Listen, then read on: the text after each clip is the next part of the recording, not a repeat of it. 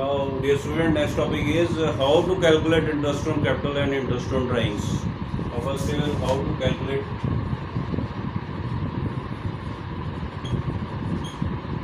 interest on capital.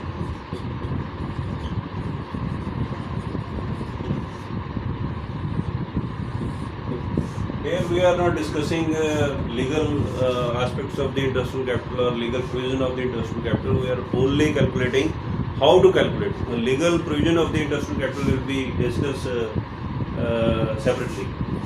First is how to calculate interest on capital. Like any other interest calculation, this is very easy to calculate interest on capital on the capital. For example, Mr. A started business by investing rupees 5 lakh as on 1st April 2019, right? And he further invested rupees 1 lakh as on 1st August 2019. Interest on capital का जो rate है वो है suppose 10%. For easy calculation we have taken rate at 10%. Interest on capital is 10% per annum. Now इसको हम easily कैसे calculate कर सकते हैं कि 5 लाख है जो 1 अप्रैल से लेके 31 मार्च तक कैरी किया उसको, तो on rupee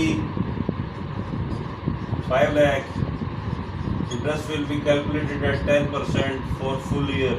For full year यानी 10% सीधा आ जाएगा, इंटरेस्ट आ जाएगा 50,000. और नेक्स्ट जो 1 लाख है वो 1 अगस्त से है. अगस्त, सितंबर, अक्टूबर, नवंबर, दिसंबर, जनवरी, फरवरी, मार्च, 8 मंथ्स आ गए. अगस्त, सितंबर, अक्टूबर, नवंबर, दिसंबर, जनवरी, फरवरी, मार्च, 8 मंथ्स. तो on rupees 1 lakh 10% for 8 months, right? 10% आ जाएगा 10,000.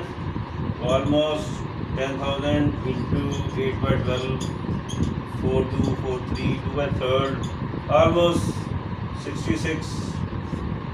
तो ये आ जाएगा 56,666. ये अमाउंट आ जाएगी. तो this is the amount of interest on capital. Secondly, we will now calculate how to charge interest on drawing. Interest on drawings.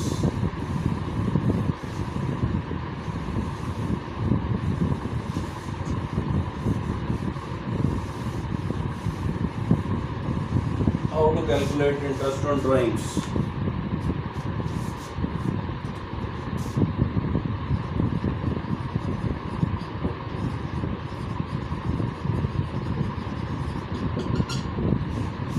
Interest on drawing simply as interest on capital is allowed. Similarly, interest on drawing can be calculated. But sometimes a partner withdraw evenly from their capitals during the year.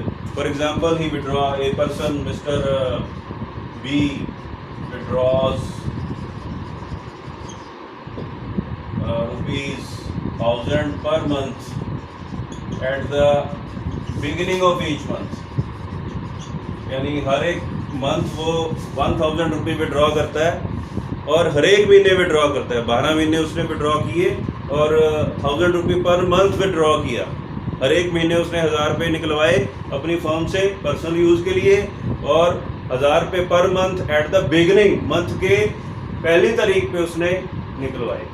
तो withdraws रुपये 1,000 per month at the beginning of each month. तो इस पे हम कैसे calculate करेंगे? इसको calculate करने के लिए मेरे पास 2 मेथड है. एक तो है प्रोडक्ट मेथड, दूसरा है शॉर्टकट मेथड. तो प्रोडक्ट मेथड में सिंपली क्या है, तो पहला विड्रॉल है जो सपोज ये फाइनेंशियल ईयर है 1 अप्रैल टू 31 मार्च. तो पहले हम लिखेंगे 1 अप्रैल को उसने विड्रॉ किए ₹1000. तो कितने मंथ विड्रॉल चला? 12 मंथ. तो इसका प्रोडक्ट लिख देंगे 12,000. सेकेंड उसने 1 अप्रैल को विड्रॉ किया, उसमें हम लिख लेंगे 1000, 11 महीने चला तो 11,000, और फिर लिखेंगे 1 अप्रैल मई आ जाएगा 1000, 10 मंथ चला 10,000, और फिर मई जून आ जाएगा 1,01,000, 9 मंथ चला तो 9,000। ऐसे ही हम 8,000, 7,000, 6,000, 5,000, 4,000, 3,000, 2,000 और लास्ट में आएगा 1,000। तो इसको ऐड कर लेंगे सभी को, 1 to 12 तक ऐड कर लेंगे। ऐड करके जो प्रोडक्ट आएगा, सपोज हम ऐड करते हैं 12 और 11, 23 और 10, 33, या 1, 2, 3, 6, 10, 15, 28 और 17, 48, 45 और 33,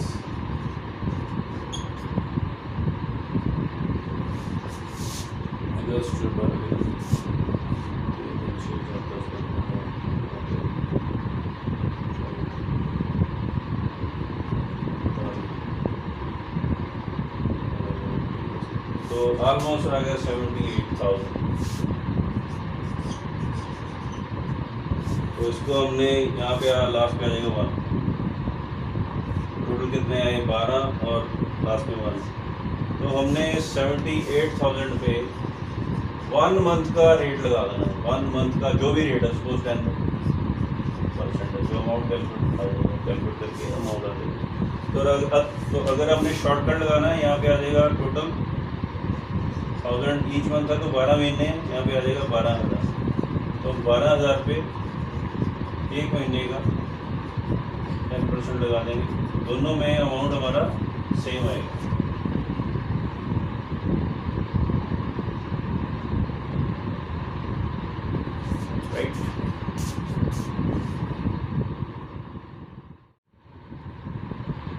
राइट, तो इसको कैलकुलेट करने के हमारे पास 2 मेथड है। प्रोडक्ट मेथड, प्रोडक्ट इसका आ गया 78,000, इस पर हमने 1 मंथ का जो रेट ऑफ इंटरेस्ट है, सपोज 10% है, वो लगा देना। तो अमाउंट आंसर आ जाएगा 12, 6 the 72, 5 the 60, तो ये जो आ गया अमाउंट 650 आ गया। सेकंड अल्टरनेटिव है हमारे पास कि जो विड्रॉल है टोटल 12,000, उस पर जो ये फर्स्ट है 12 और आखिरी है 1, इसको एवरेज कर लेना हमने। तो 12,000 टोटल अमाउंट है सभी विड्रॉल्स की, उसके ऊपर हमने 13/2 मंथ्स का रेट ऑफ इंटरेस्ट अप्लाई करना है। तो हमारे पास लगभग चलो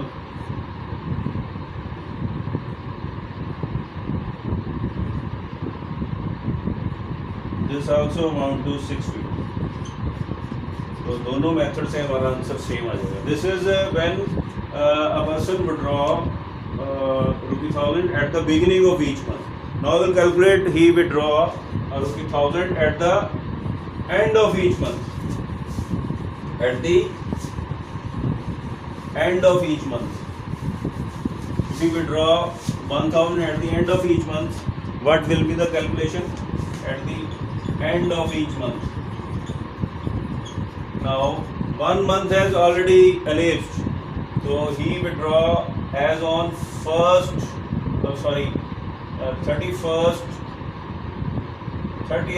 30th April। 1 अप्रैल से स्टार्ट हो रहा है फाइनेंशियल ईयर, तो 30th अप्रैल को उसने फर्स्ट विड्रॉल किया 1000। तो कितने महीने चलेगा? 1 मंथ ऑलरेडी चला गया, 11 मंथ चलेगा 20,000। तो फर्स्ट का आंसर आएगा 11,000। तो ऊपर वाला जो विड्रॉल है 12,000, अगर फर्स्ट सिस्टम के साथ इसको करें कंपेयर, तो 12,000 इसमें नहीं आएगा, और लास्ट में अगर इस पे 10 आएगा, 9 आएगा, 8, 7, 6, 5, 4, 3, 2, और लास्ट में आएगा at the end of each month, तो लास्ट में आएगा 0। तो ये कैलकुलेशन है जो 0 का आंसर आएगा 0, तो 1 वाले का आंसर आएगा 1000। तो अगर हम पहले वाले से इसको करें कंपेयर, तो 12,000 रुपये इसमें से माइनस हो जाएंगे। तो 78,000 माइनस 12,000 जो ऊपर वाला है वो नहीं आएगा। तो this one comes two rupee 66,000, तो इसका प्रोडक्ट आ जाएगा 66,000। तो रेट ऑफ इंटरेस्ट हम ले लेते हैं 1 मंथ का 10%, it comes to 550। Now second method है शॉर्टकट मेथड। शॉर्टकट में हमने विड्रॉल को ऐड कर लेना है। 12,000 की बैठते हैं, 12 विड्रॉल है। तो फर्स्ट है 11, लास्ट है 0, तो 11 प्लस 0 यानी 11/2 मंथ्स का 10% लगा देना है। तो 12,000 100 गया, ये आ गया 110 बाई, ये ऑलमोस्ट इसका आंसर भी सेम आएगा 550, राइट। Thank you.